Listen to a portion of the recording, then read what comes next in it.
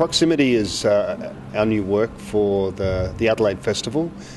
We usually present a major work concurrent with the Adelaide Festival. We have done since I've been with the company since late 1999.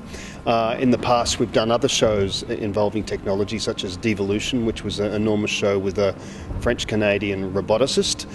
We also work with Lois Greenfield, who's one of the most well-known dance photographers in the world.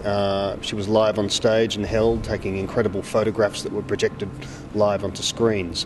Proximity is a little bit similar to that in the sense that there are live cameras on stage, and the work is really a dialogue for live dancing and live video. So the dancers video each other, and then that is processed.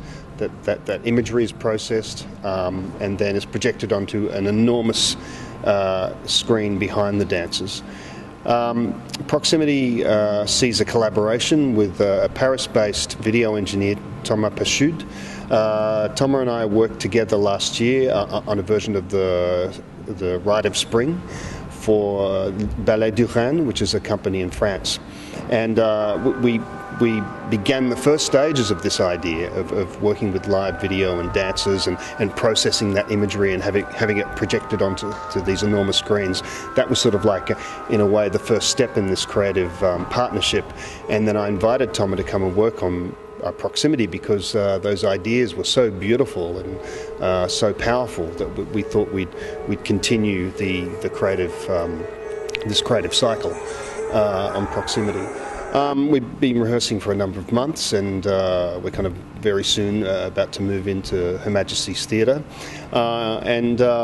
We've discovered a lot of new things together over the last few months, and it's been a really kind of extraordinarily creative process and a dialogue between Thomas and myself and the dancers in investigating kind of ideas that come out of, I guess, largely out of neuroscience and ideas on how there are these invisible connections between ourselves and the world around us.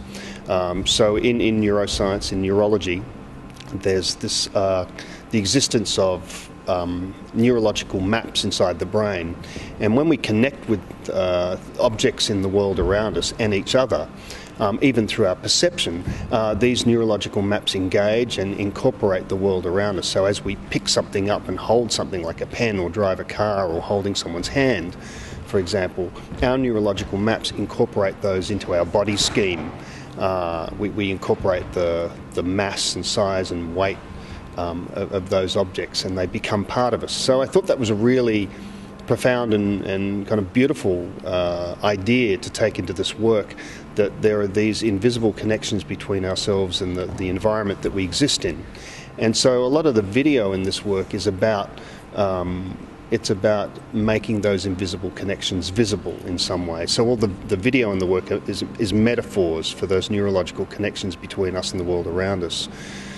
The work also deals with the nature of seeing and the nature of perception and how the eye works, how the gaze works, how we see things in the world, what we edit out, what we choose to see and what we don't see, what we're conditioned to see, how our eye is conditioned from a very early age to see the world in a certain way, with depth and perspective, and through a certain sort of colour range. And I guess the third thing that the work examines is the nature of selfhood. A little bit connecting to a previous work of mine called Be Yourself, that the self is actually a whole series of kind of a multitude of stimuli and reflections and thoughts and memories and projections that are then kind of, I guess, ordered by the brain chronologically to create a constant unified sense of the self. So we feel that in ourself, that our self is this unified, chronologically ordered narrative unfolding, when in actual fact it's just a myriad of a phenomenon of data that's kind of coming from our bodies and also coming from the external world that the brain then filters and orders into some kind of cohesive story.